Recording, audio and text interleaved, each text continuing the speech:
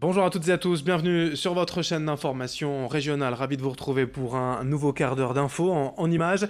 Le journal de la rédaction, on démarre bien sûr en ce jeudi 28 novembre par vos prévisions météo et elles seront de nouveau difficiles. Aujourd'hui, plusieurs choses à vous annoncer. Côté ciel, un temps en couvert, nuageux, pluvieux avec du vent, 50 à 60 km par heure. Aujourd'hui, la situation ne devrait guère évoluer de manière positive dans les prochains jours jusqu'à ce week-end. Le temps restera perturbé. Le seul point positif finalement, ce sont les températures toujours assez douces en ce jeudi, 11 degrés à Lille, 10 degrés sur le littoral à Boulogne, mais aussi à Dunkerque et à Calais. Sur le littoral, justement, le Pas-de-Calais est en vigilance orange inondation. Plusieurs cours d'eau sont particulièrement surveillés par le site Vigicru, notamment la Liane à Boulogne qui a déjà débordé il y a quelques semaines et la M dans l'Audomarois. Sur le littoral à proprement en parler, la préfecture maritime appelle ces jours-ci les usagers de la mer, les habitués des activités nautiques à la plus grande prudence, à la plus grande vigilance. Et dans cette édition, aussi l'actualité sociale avec les opérations de blocage des routiers, aujourd'hui dans le nord, près de Valenciennes sur l'A2, et à Requem, à la frontière belge sur l'A22, c'est près de Tourcoing, dans le sens Belgique-France. En cause, le projet de loi de finances 2020 du gouvernement prévoyant la baisse du remboursement de la TICPE aux entreprises du transport routier, et ce afin de financer l'entretien des infrastructures. Une diminution de 2 centimes par hectolitre de gasoil vécue comme une injustice par les transporteurs routiers, car cette mesure ne concernerait que les Français, non pas les étrangers. Or, bien sûr, eux aussi utilisent le réseau hexagonal. Les routiers français ne veulent pas être les seuls à payer. Explication au micro de Vincent Vieillard. Le transport français contribue déjà fortement au financement des infrastructures avec plus de 7 milliards d'euros qui est destiné. Il y a 1 an et demi de cela, la ministre avait émis le souhait de faire contribuer les transporteurs, donc les véhicules étrangers. Aujourd'hui, on n'en est pas du tout à ce qui avait été annoncé, d'où la colère exprimée demain dans la région. Des opérations donc de blocage à la frontière belge en ce jeudi. D'autres manifestations pourraient avoir lieu bien sûr dans les prochains jours. Car d'ici jeudi prochain, le 5 décembre, la grande journée de mobilisation nationale, on va beaucoup parler d'actualité sociale, de grève et de manifestations. Hier d'ailleurs un message du vice-président de la région chargé des transports, Franck Dersin, sur Twitter a mis le feu aux poudres selon lui. Il n'y aura aucun train dans la région la semaine prochaine, du jeudi 5 au lundi 9. Un message assez alarmiste, mais qui se veut en fait réaliste selon Franck Dersin, pour avertir des usagers en attente d'informations avant ces journées de grève. Pour se préparer, d'ailleurs, certains n'hésitent pas à publier déjà des annonces de covoiturage pour cette journée, comme l'association Train Life pour les navetteurs entre Lille et Bruxelles, mais d'autres navettes, d'autres voyages sont possibles en covoiturage. Cette journée du 5 décembre fait peur à de nombreux usagers, mais aussi à la SNCF. L'entreprise a déjà bloqué les réservations de billets pour les trains du 5 au 8 décembre. La SNCF veut ainsi permettre aux clients qui ont déjà un billet, une réservation, de monter plus facilement dans un autre train si le leur est annulé. On suivra bien sûr évidemment de près l'évolution de la situation dans les prochains jours jusqu'à cette fameuse journée du 5 décembre. L'actualité sociale et économique aussi avec la liquidation judiciaire de l'entreprise Team Aquadip prononcée hier par le tribunal de commerce de Lille.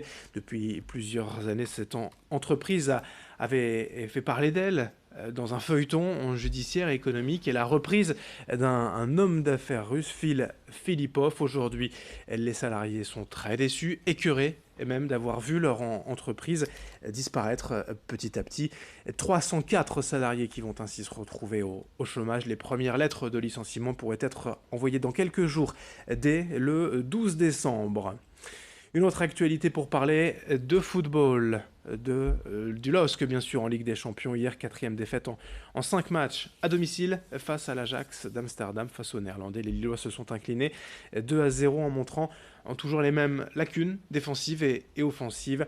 À l'arrivée, le LOSC n'a donc qu'un point et finira quoi qu'il arrive dernier de son groupe.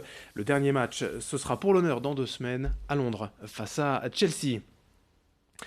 Dans le reste de cette édition à présent, à l'approche de l'hiver et des besoins en électricité pour se chauffer, allons découvrir ensemble le dispatching de RTE, Réseau de transport et d'électricité. C'est ici qu'arrive l'énergie produite dans les différents sites du Grand Quart Nord-Est de France. qu'ils soient thermiques, comme les centrales nucléaires, ou renouvelables, tels que les parcs éoliens. Tous ces moyens de production sont connectés au réseau. RTE récupère et transporte cette énergie jusqu'aux consommateurs et l'enjeu c'est d'avoir suffisamment d'électricité en cas de période de froid pour anticiper les besoins. Notez que si vous êtes curieux, RTE a développé une appli pour suivre en temps réel la production et la consommation d'énergie en France. Explication quant aux ressources éoliennes dans la région au micro de Thierry Jouot de Fer. On est une région de plaine, assez vantée, et donc on a beaucoup de parcs éoliens qui se sont installés ces dernières années. On est à peu près à 5000 MW de production éolienne installée sur le territoire à ce jour. Et on a 500 MW à peu près d'énergie éolienne supplémentaire chaque année pour l'instant. Donc on est une des régions qui doit s'adapter le plus vite à l'arrivée des énergies renouvelables. Et donc le métier des dispatchers qui sont dans cette salle-là a profondément évolué ces dernières années, puisque non seulement la consommation est variable, mais la production également est variable, puisque la production éolienne dépend du vent.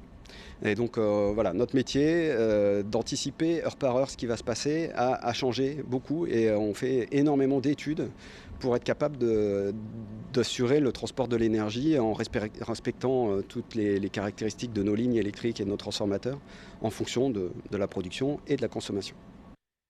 Et puis on termine avec une image de e-sport à l'occasion des finales départementales du Cross UNSS hier au Stadium de Villeneuve-d'Ascq. 5000 jeunes issus de tous les collèges et lycées du département rassemblés avec 13 courses au programme, dont des courses en binôme entre validés et jeunes en situation de handicap.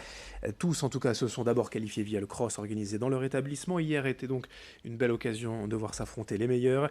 L'UNSS, pour rappel, c'est l'Union nationale du sport scolaire qui compte dans le Nord près de 30 000 licenciés pour une quarantaine de disciplines. Retour sur cet événement hier au micro d'Idil Gunay. Ça fait longtemps qu'on parle de thématiques sur la santé des jeunes et elle pose de plus en plus de problèmes dans ce qu'on voit dans les médias.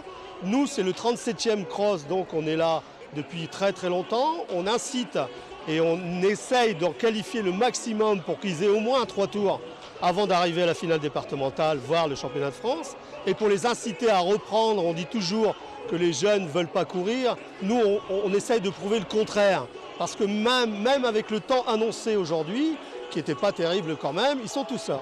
C'est très fédérateur au niveau d'année scolaire, puisque on n'en est que vraiment au tout début du premier trimestre, ainsi que nos collègues animateurs d'AS, parce que ce sont quand même eux qui les gèrent et qui les amènent à nous, et on essaye de faire le mieux pour eux.